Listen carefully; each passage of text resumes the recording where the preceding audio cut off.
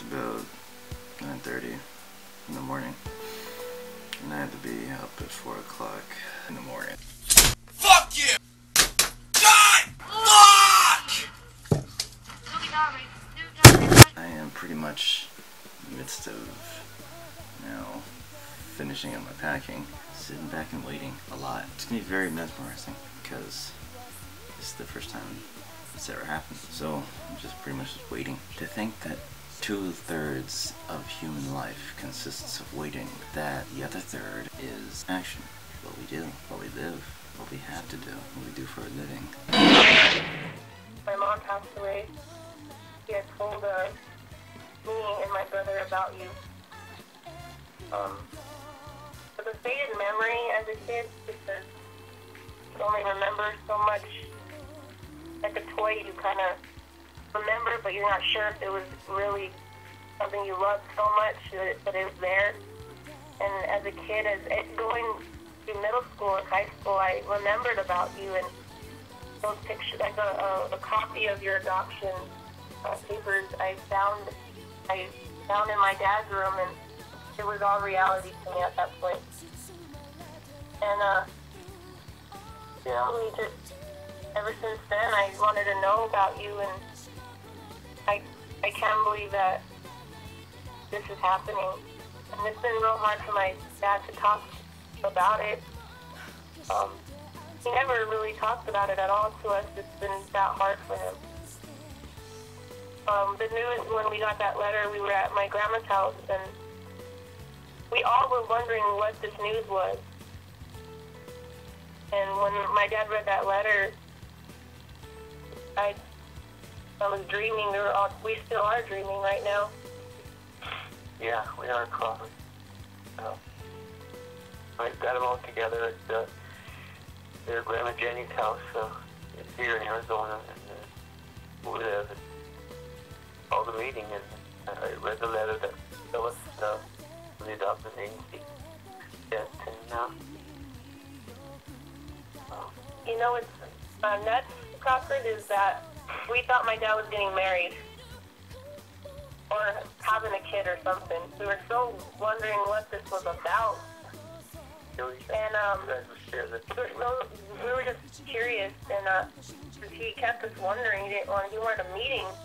When do we ever have a family meeting, kind of, Yeah.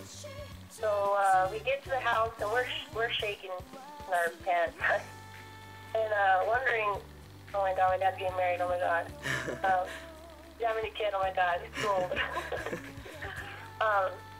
But in the morning, that morning of the meeting, Nathan texted me, can't wait to know what this news is about.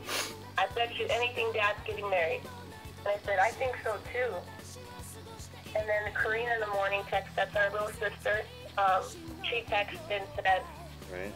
Amber, do you want to know what I thought before I went to bed last night? And she thought, just maybe, I don't know what it is, but I have a big feeling that God might have sent Crawford back to us. And I said, you know what, Karina, that's a beautiful thought. our brother. Yeah. Our brother to us, and I told her that was a beautiful idea, but a thought, Yeah. Was right at all the bunch. Like all her brothers. She was the one that hit it right on the nose, and she's the baby. 17.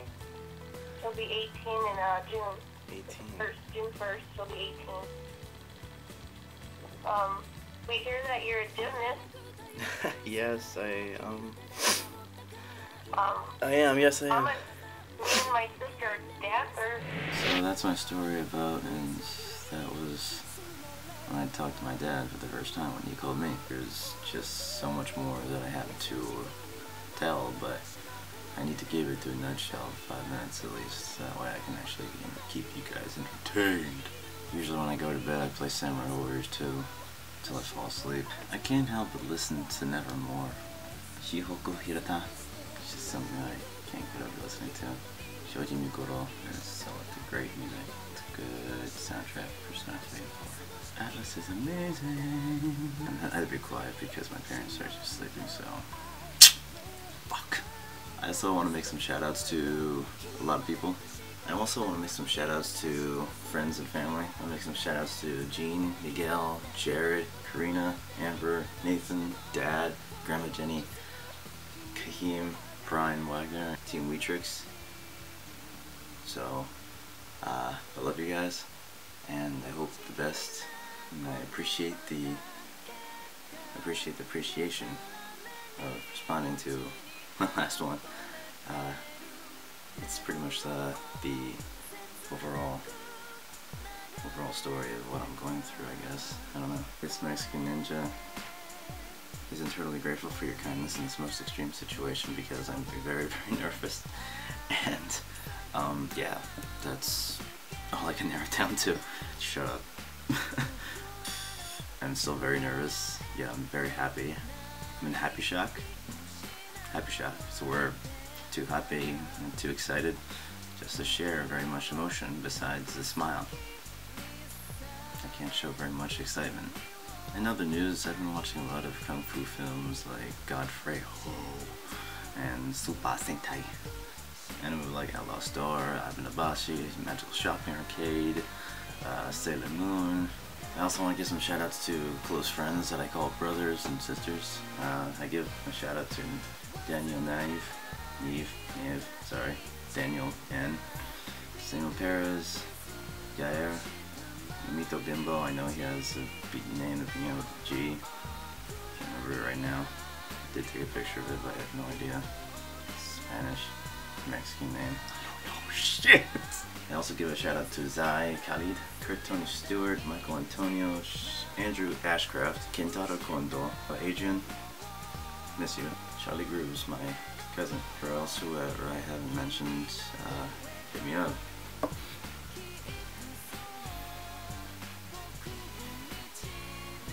It's like, what am I gonna encounter along there?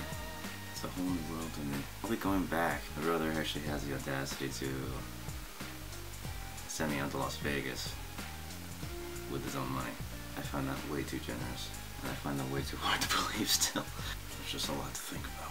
I'm trying to remember what I want to say about the adoption. Around the year of '88, there was a law in Arizona. I'm not so sure if it was just all over or it was just that state, but there was a law that legal parents and birth parents cannot meet, or they're forbidden to contact each other because I believe that there was actually a lot of controversies or just a lot of affairs about children actually abandoning their legal parents just to go back to their birth parents and like imposing upon their affairs. It sounded weird. I don't know if I doubt it still exists, but that's what it was at the time. It's just so much I have to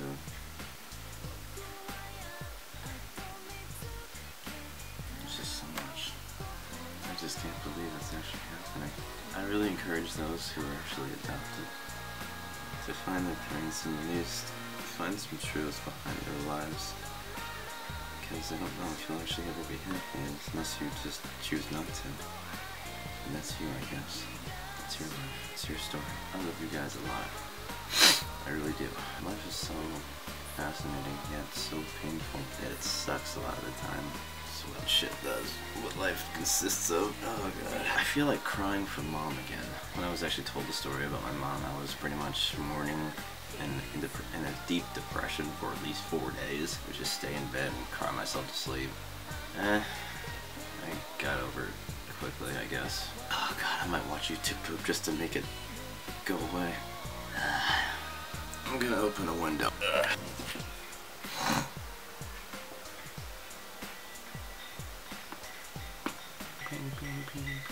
That's pretty much my story, and sadly this wasn't as short as I was hoping, but at least I learned something.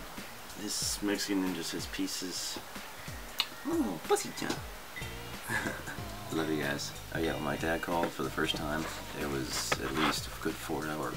It was a pretty long conversation. I never really had so much attention just to talk to one person, or two people, because my sister was there at the same time. There was a lot more.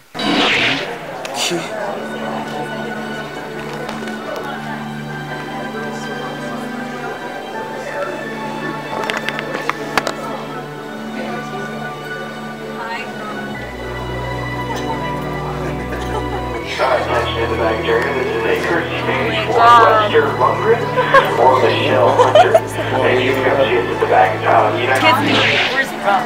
She's not even looking, she's going home. Okay, that's your grandson right there. Robert's a grandson. Hi. Amber, get in him, yeah. Kristen. Yeah. Tony, go. Karina, Can I get your bag for you? She wants to read this. Give it to Garcia. Give it to Garcia. Give it to Irene.